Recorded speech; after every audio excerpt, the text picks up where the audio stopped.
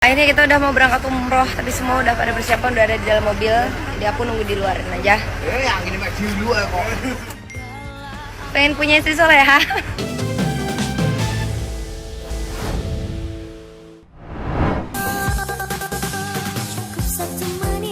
Zaskia Gotik kembali jual mobil mewah.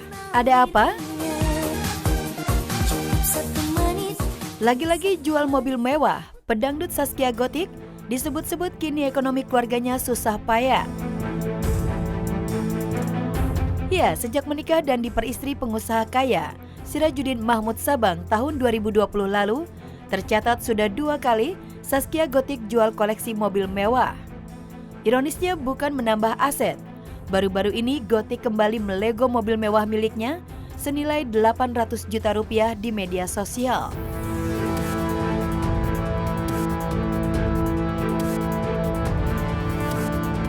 Ada apa sebenarnya dengan Zaskia Gotik?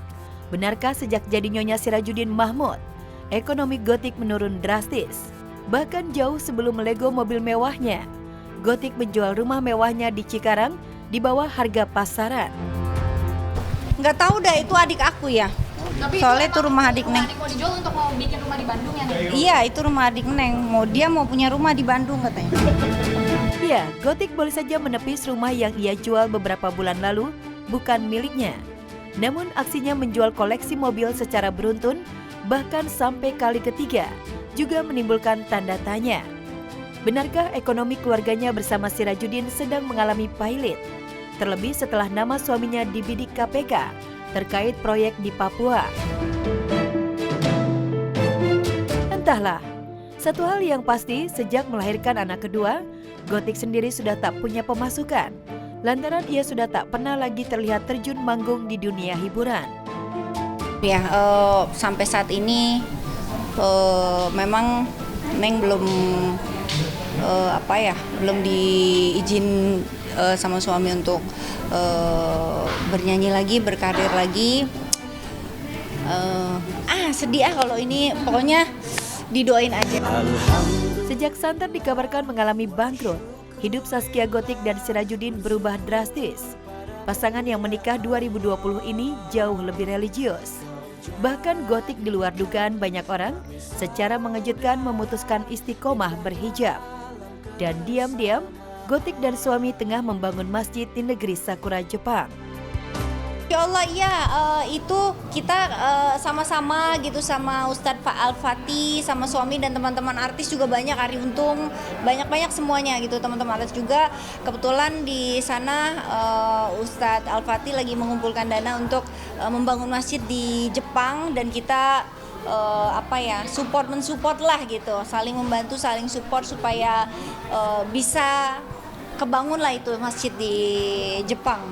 Untuk sekarang ini kan kita lagi ingin tanahnya dulu, jadi kita lagi cari dana untuk bayar tanahnya. Itu kan tanah di sana kan mahal banget ya, setahu aku cuma tanahnya itu berapa miliar gitu, hampir 7 atau 8 miliar itu untuk tanahnya doang. Untuk bangunannya beda lagi, makanya kita semua di sini mengajak teman-teman, saudara semua yang mau berinfak gitu, sedikit kasih rezekinya buat kita bisa mewujudkan, bisa bangun sama-sama lah, bangun masjid di Jepang.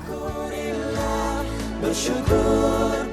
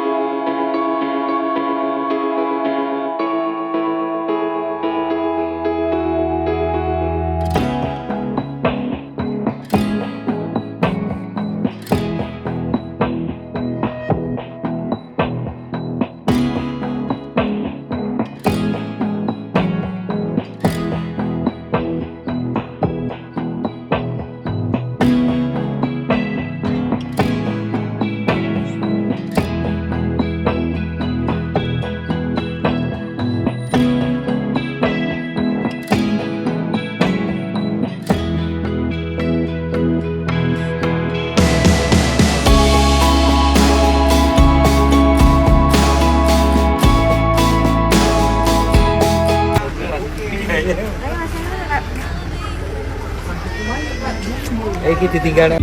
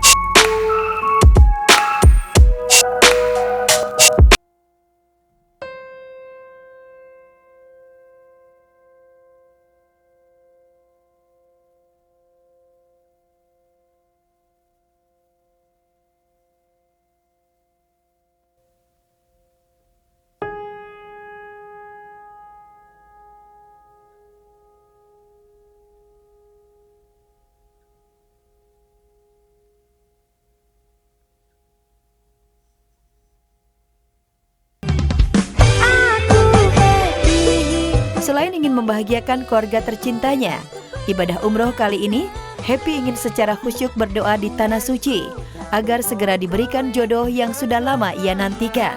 Seperti yang pernah ia ungkapkan saat manasik umroh beberapa waktu lalu. Sebelum kita nanti umroh, siapa tahu setelah umroh aku tuh dikasih jodoh yang Amin. nyeneng hati, Amin. soleh, Gak ngentekno hati. setia, bersyukur memiliki aku. Terus, yo kalau diberi orang yang berkecukupan yang cukup melimpah banget. Cukup melimpah banget. Amin.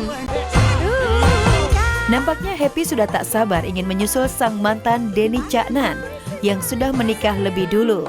Semoga saja doa Happy di Tanah Suci dikabulkan Allah Subhanahu wa Ta'ala. Amin.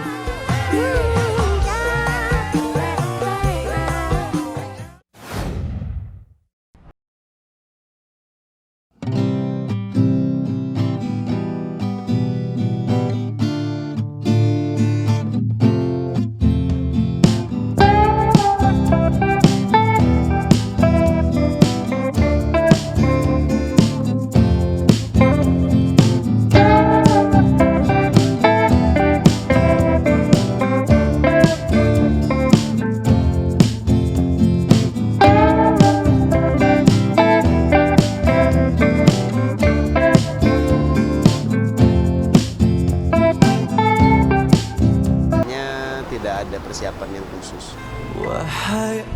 Menariknya, Arya yang tak pernah membawa banyak barang ataupun makanan setiap umroh itu, kali ini justru membawa satu makanan kesukaannya, yakni rempeyek. Kalau di koper saya bawa peyek dari Indonesia. Enggak juga karena biar apa ya, di sana nggak mungkin ada peyek kan, ya kan? Ada apa namanya? Ada teman saya ngasih peyek.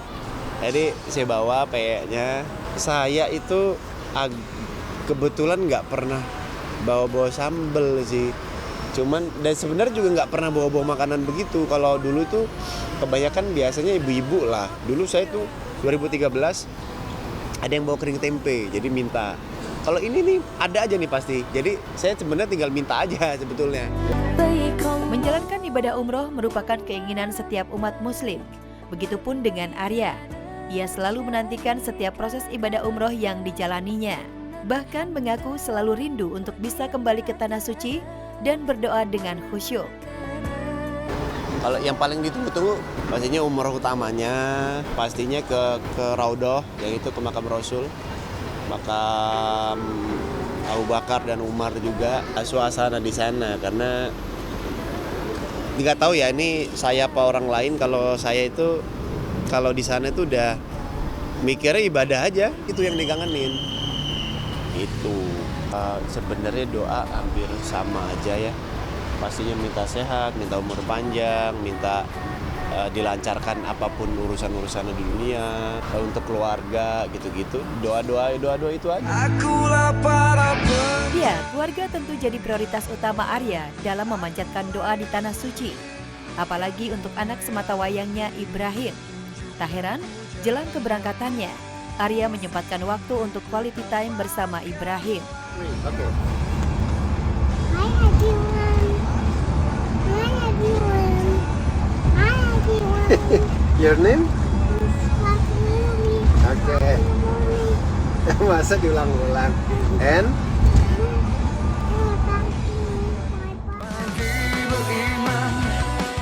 Sayangnya di saat Arya semakin mendekatkan diri kepada sang Halik, sang istri Putri Ana justru pamer tato barunya yang bergambar burung elang.